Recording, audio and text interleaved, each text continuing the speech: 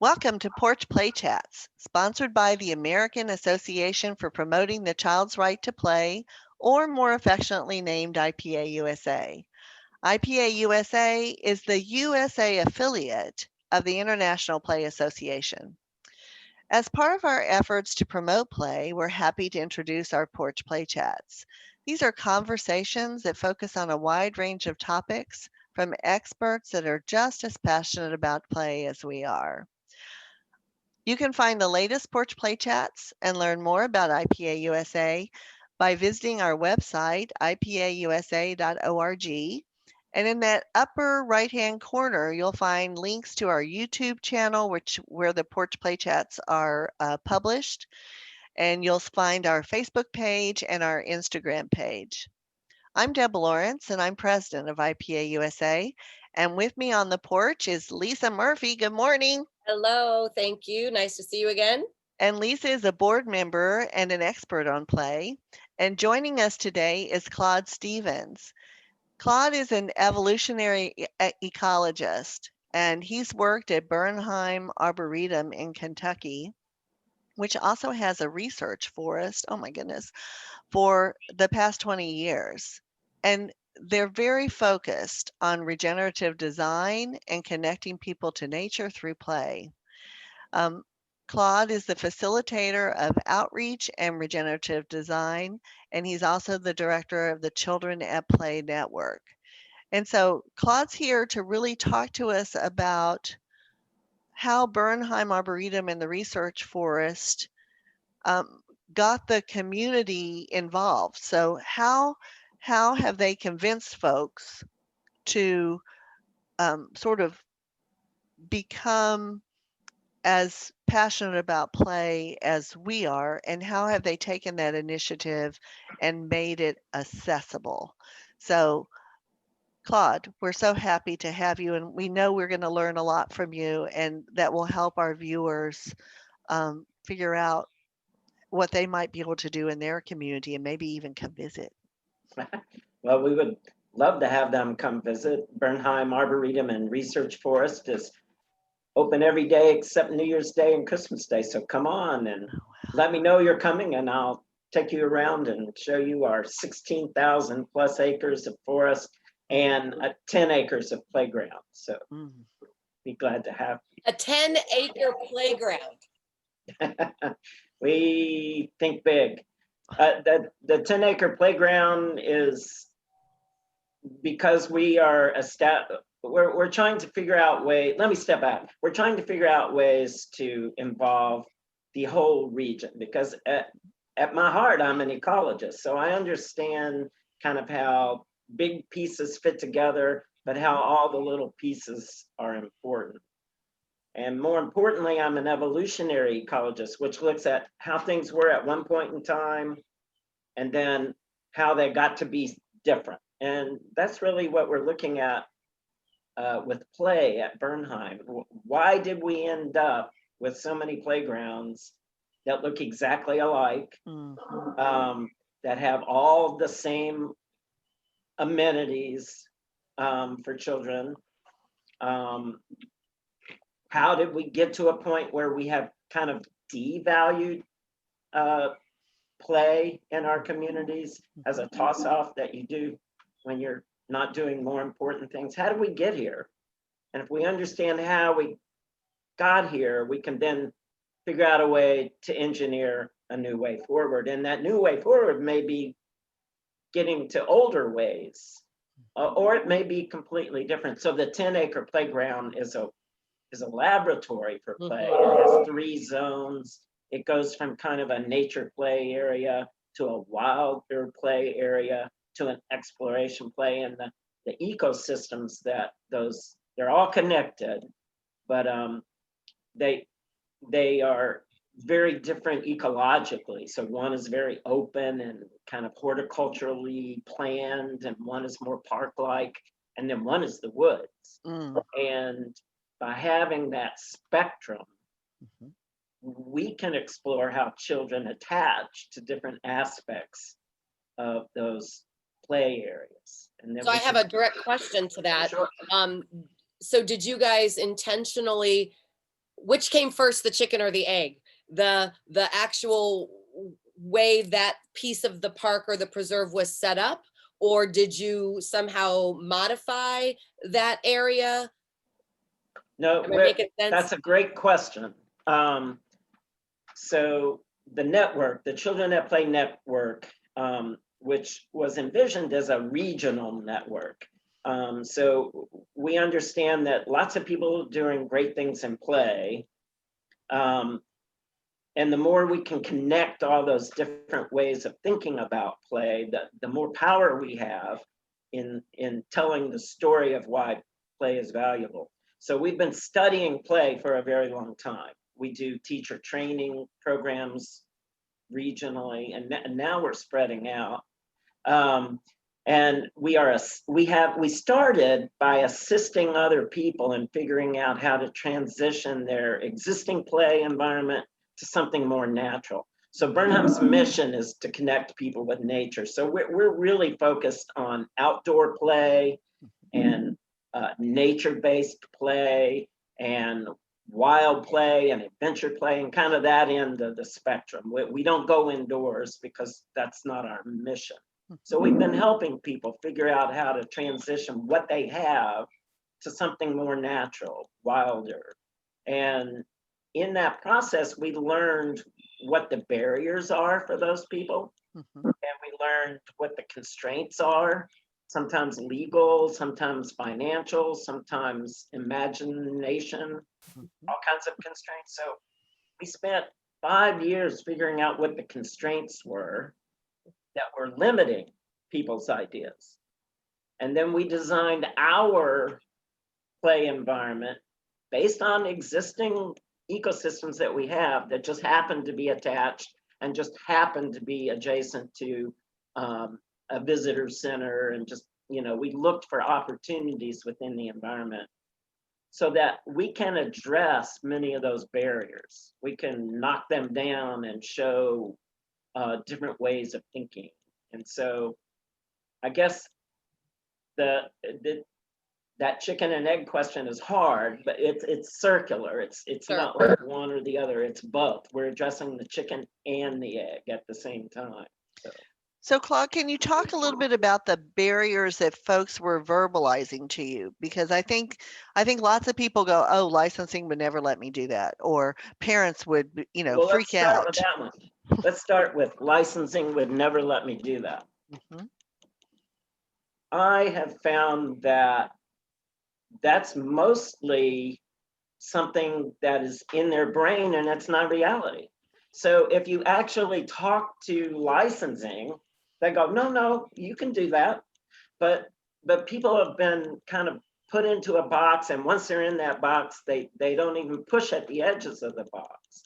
And so that's one of the main ones. It's like, oh, we could never do that. And then you say, look at this one over here, they did it. Look at this one over there, they did it. Look at that one over there, they did it. So obviously, either everybody's breaking the rules or it's not breaking the rules. Because it isn't a rule in the first place, right? Right. But Yeah, and I just coincidentally have the North Carolina child care regs out here on the porch today. This can be a little intimidating, right? And yeah, piles of paper are intimidating. But if you take the time, and I think that's an important piece of my message and my advocacy is, if you're going to be held accountable to a document, you kind of got to know what's in there so that you don't have those perceived elements of roadblocks, because that is a perceived, in many cases, not all of them, but often it is a perceived roadblock of not being able to do something, when really then we go into a little bit of research and we find out, oh, look at that, we can do that. Mostly what is in those piles of paper, and you're absolutely right, it's intimidating. And teachers and people who are dealing with children in play environments have no time to sift through that pile of documents. So that becomes our job. If that pile of paper is the barrier, then our job becomes wade into the pile of paper. And mostly what's in that pile of paper is gray. It's not black and white.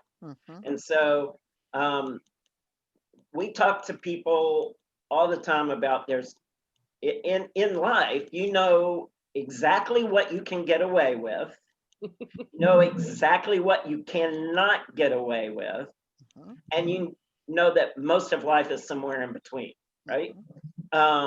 So figuring out where you can follow the rules, but interpret differently. And the real important thing is having real world examples so that that pile of paper is transitioned to an actual play environment that you can show someone and say, this works according to the regulations and rules. We figured that out for you. So now all you have to do is look at that play environment and decide which pieces of this make sense for you.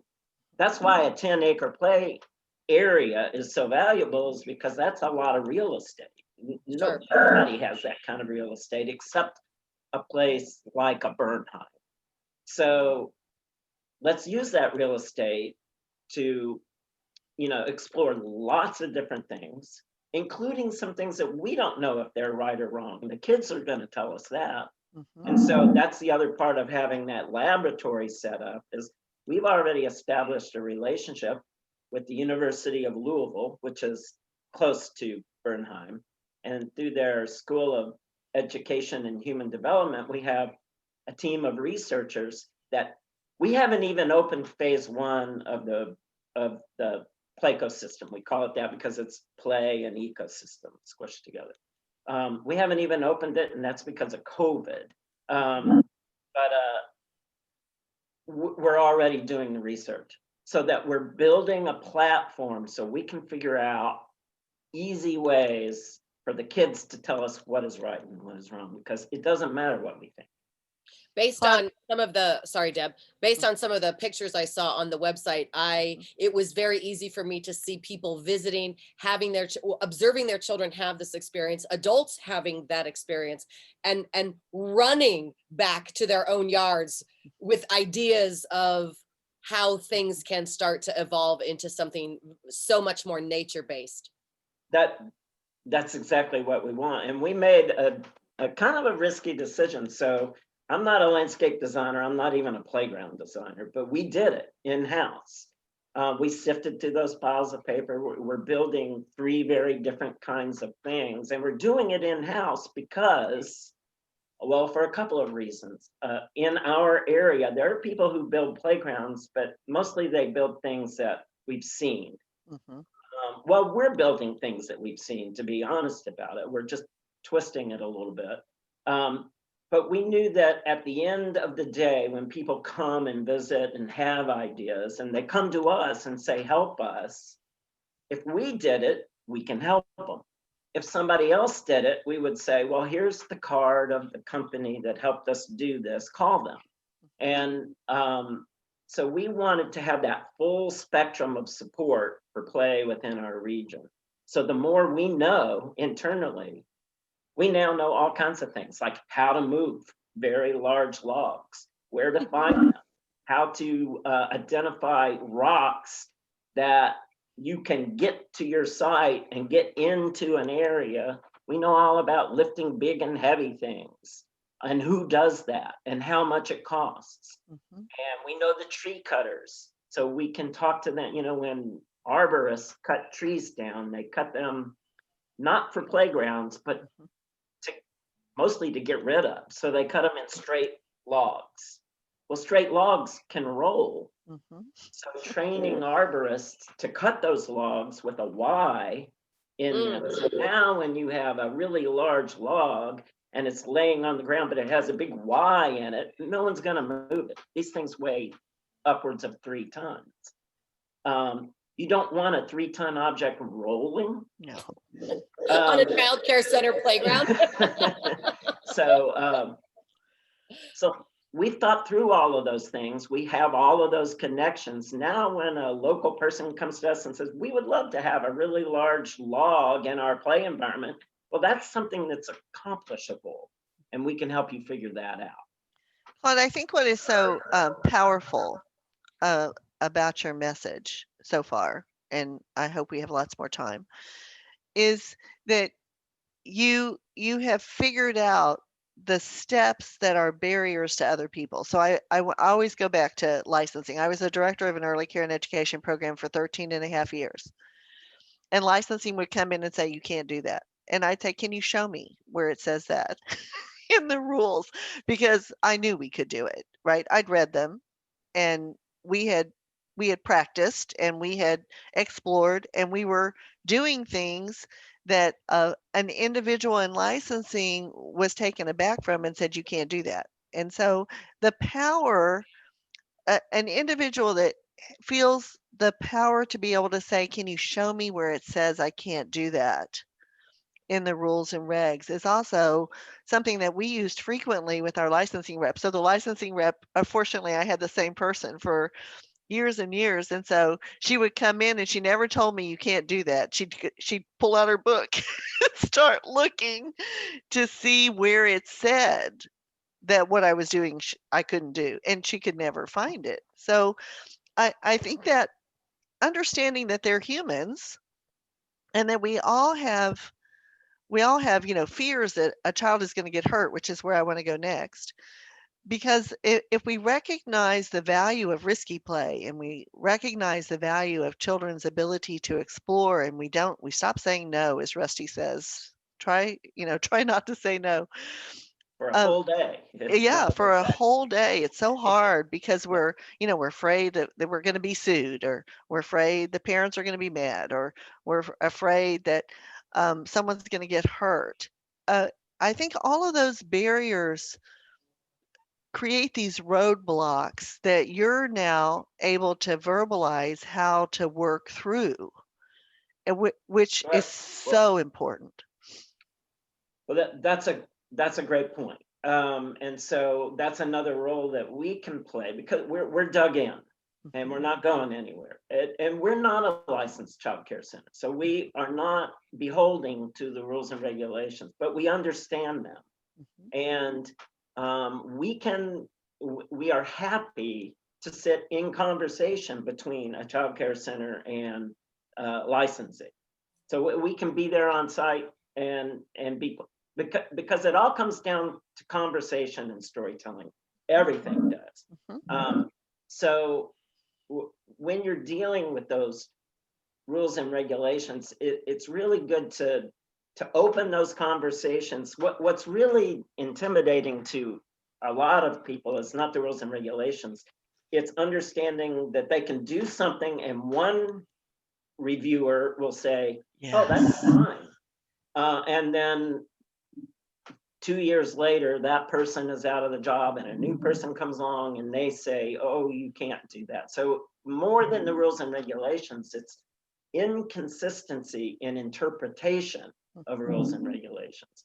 And so working within the systems that you have to deal with legally and opening up deep conversations and documenting those conversations and building relationships, not just with individuals, but with whole systems.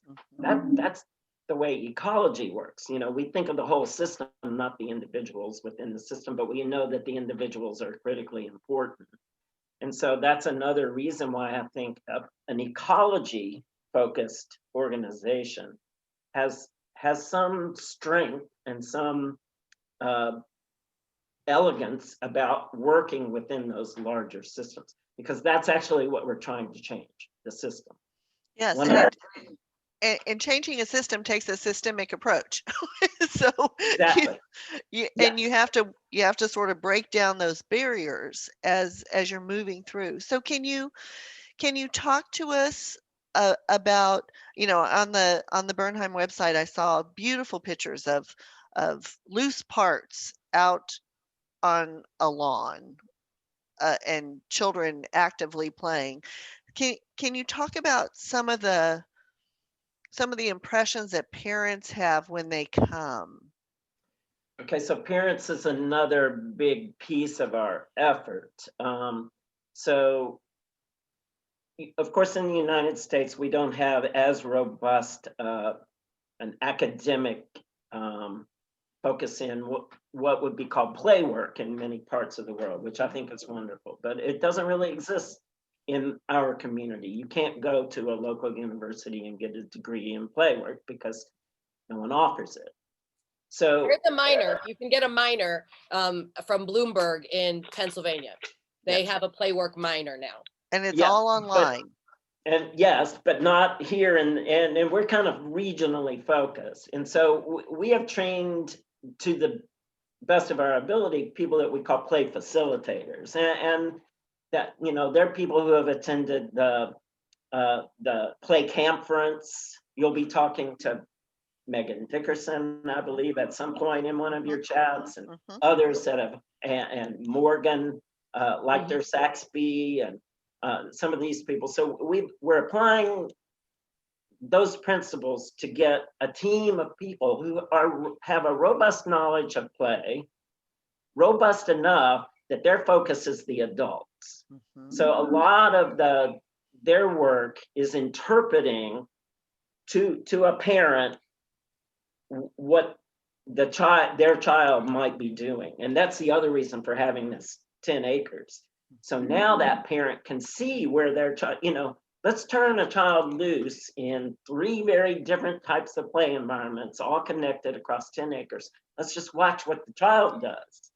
And then so the child kind of self-selects where in that spectrum they feel most pulled at that moment in time. And then hopefully we'll have enough funding to have play workers mixed within there and volunteers that can then open conversations with parents, because parents want to provide amazing play experiences for their children, and they're like all of us, they don't know exactly how to do that. So the more we can, that's another barrier, so the more we can address that barrier and open conversations with parents about play and saying yes to certain things, and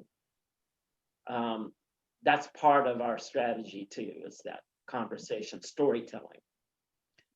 And I think it's another powerful message that's taking the systems approach and figuring out where each of the branches are that are impacting children's inability to be able to be wild in a natural space like we were when we were kids. Yes, but let me address that.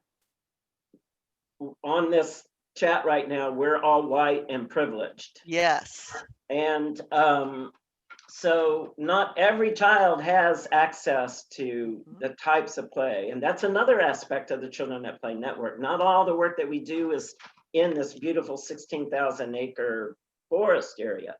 We have a whole initiative that we call Seeds for Urban Play, where we are working in West Louisville. West Louisville is depressed economically.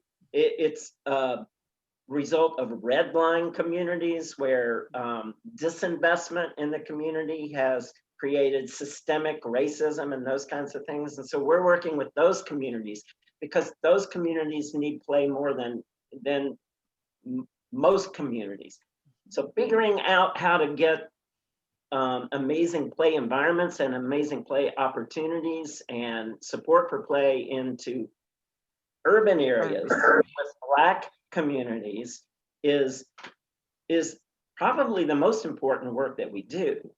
And so Bernheim adopted 4 big ideas. One of those big ideas is actions beyond our borders. And it's because we're ecologists. We know that we're not an island, that everything is connected. So the more that we work within our region to build relationships around play, the more resilient that play community is. We talk about having 5 jobs to do when we're building those opportunities in communities that we're not a part of.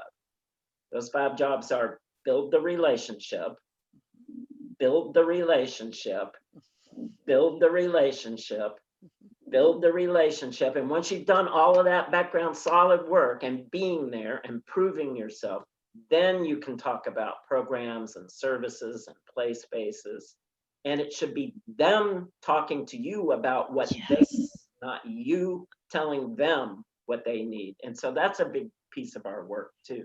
Oh, Claude, because one of the things that I've always been frustrated with is that we think we're helping when we go into a community and try to fix them, right? It whatever that community is.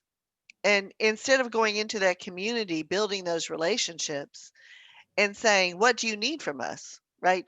Letting them have the power and giving them the agency to be able to recreate whatever it is that they want, and we support it. It's not we're going to do it for you. It's how can we support you in doing it, right? And so Yeah, it's a totally different dynamic in the way that you build community, es- absolutely. especially in urban areas where they may have so much has been done to them that they resist, anybody coming in and telling them what they need to do instead of asking them, how can we help you? And so Right. you're right. It is all about those relationships and listening and Yeah, then providing assistance. those communities don't need fixing. What they need are resources. Yes. And given those resources, those communities know exactly what they need to do. Of course they do. So that's asset-based Mhm. thinking. They have what they need. Let's just stop withholding resources is really what it is. And that's been some of the most enriching work for me personally, but for Burnheim organizationally. And it's building a healthier ecosystem. Mhm. I Of keep course. coming back to that, but Well, and I think the point that you made, I grew up on a 5-acre farm in South Texas, and I had fields all around me and orchards, and I had the experience of being able to explore and do wonderful, climb the pecan trees as high as I could climb them and ride a horse through orchards. And I was privileged because I'm white. Now my family was lower middle class, but I was privileged, right? And so making the point that there are populations of children that are in our classrooms that have never had that experience because it wasn't available is one of the big powerful messages, that when we think we need to get children ready or we need to catch them up when they're in the primary grades or in kindergarten and all we do is sit them at a desk and it's just miserable learning. Learning is miserable because it's tortuous and it's boring. Instead of going back and helping them have the experiences that they may have missed because of their own circumstances, so that we could right. build those skills that they need to be successful later in life. So all of that work is so powerful, and it's so important that Uh, that we yeah, do that. absolutely. So a lot of this work is getting back.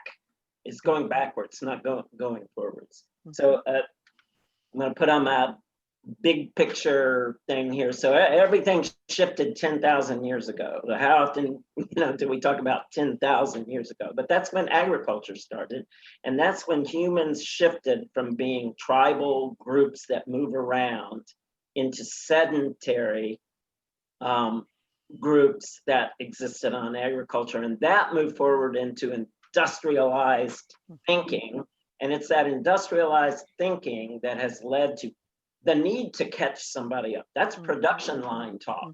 Mhm. I can't slow down the production line. I've got to catch that up where we're going to lose production. Children don't Aren't need widgets. They're No, not they're not widgets. widgets. I don't know, Claude, if you've ever watched Sir Ken Robinson's YouTube video on that industrial age and what it's done to our thinking about the education system, but it's powerful. Um, I'll send you that link because it's Please do. powerful and it speaks exactly to what you're talking about. That we have to understand why this happened and why it continues to happen Yes. in the 21st century. And we have to go back and sort of try to repair that damage Right. in some I, way. I think our work um, is really to focus on what we don't do. Mhm. Um, we What get we've so stopped. caught, what we've stopped doing, maybe even in some situations. Stop doing, or how we get in the way of healthy behavior, which is, we do that all the time. We do that to ourselves. We do. Because we've been trained to do that to ourselves. Yes. The children, fortunately, and play is not just for children. I don't want to go there, because the playground that we're building, as many adults are into it as children, for different reasons, but good reasons. But they have an innate sense, because their brains were built over millions of years of evolution, of how to actually take care of themselves. What to do that is good, what not to do because it's dangerous. We don't have to tell children many of the things we think we have to tell them.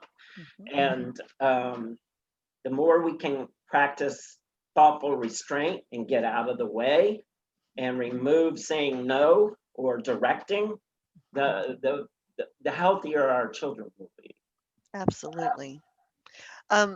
So Claude, this has been amazing, and I'm not done. So we really need to have you back to talk about each one of the elements in Bernheim. So we've talked about the 10,000 acre playground with the 3 ecosystems, but I really want to talk 10 acres, not 10 acres. So sorry, 10 acres. Sorry, I'm getting really big. I'm thinking really big. But I'll be glad to do that. Yes, and then I really want to talk about more about the urban outreach that you're doing, because I think that is another critical element. You know, I always tell my husband when I retire, I want to have a van and I want to fill it with loose parts, and I want to go to Philadelphia, North Philadelphia, and I want to find an empty lot, and I want to make sure it's safe, and I want to put all that stuff out there and wait for children and let them come and play, because they don't have that access in many parts of Philadelphia, and I want children to be able to have that experience. So, you know, it is, I think that urban work is going to do a lot more to heal us. And then the nature work, oh my goodness, just amazing. So we really have to have you back. I'm going to close this out and stop the recording, but please stay with us for just a second. Lisa, do you have any final thoughts? I had two specific questions, and I think they might be pretty quick. As we're wrapping it up, you just briefly mentioned the adults coming in. I wanted to specifically ask if adults are able to access this space. A lot of open areas have kind of you have to show up with a kid kind of rule. Do you ever do programming that's specific for adult participants? We will be doing that. So COVID, yeah. The environment that we've finished is phase 1 of 3, and adults are already saying, "Oh my gosh, I want to have a party here," or "I want to hear music here," or so we are going to have kind of after hours adult play. Don't take that to a different place that it needs to go, but opportunities for adults to be together in a play environment that is also just a beautiful environment, and do what makes them feel happy and joyful. So yes. That's fantastic. I think that's a big piece of the puzzle. I think as adults, especially adults who perhaps didn't have their own play experiences growing up, they can often unintentionally be undermining the play that the children have, or they don't understand because they never got it their own selves. So I think adults having opportunities to do it is crucial to our work moving forward. Second real specific question is it a generalization? Do most arboretums, did I say that right? Are they the kind of resources that you provide? Like anybody could, if they have one in their area, would their local facility be of assistance for how to move a rock, how to get a boulder, how to find a log? Would you say that's something you could generalize to all arboretums, or is that specific to yours? So we're an arboretum, we're a nature center, we're a member of the American Public Gardens Association, and there are a number of members that have large children's gardens or children's play areas, and many of them may have those resources, but I will tell you that many of those have used other people to accomplish their design and execution. So that's one of the things that makes us unique, is that we've done our design and our execution. So we retain that knowledge in-house. I'm not certain that all would, but ask them. I'm sure they would be as helpful as they can be. I do want to put in a plug. So the American Public Gardens Association awarded the Children at Play Network the Program of Excellence in 2019. So out of all of them, 600 some odd, 20 some odd countries, this Children at Play Network got the Program of Excellence Award. So we're proud of that. So. Well, and that is another reason. Oh, I don't know where that feedback's coming from, but that's another reason why we need to have you back. So for more information on other Porch Play Chats or to join IPA USA, please visit our website at IPAUSA.org. And until next time, thanks for listening.